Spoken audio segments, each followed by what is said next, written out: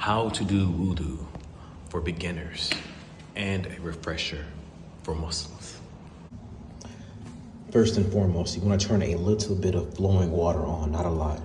It's all about necessity, not over consumption. All right, let's see if I can do a camera angle here.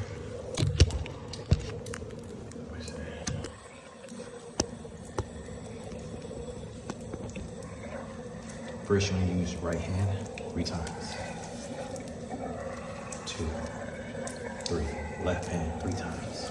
1, 2, 3. Then your mouth. 1, 2, 3. Nose. 3. Then your face.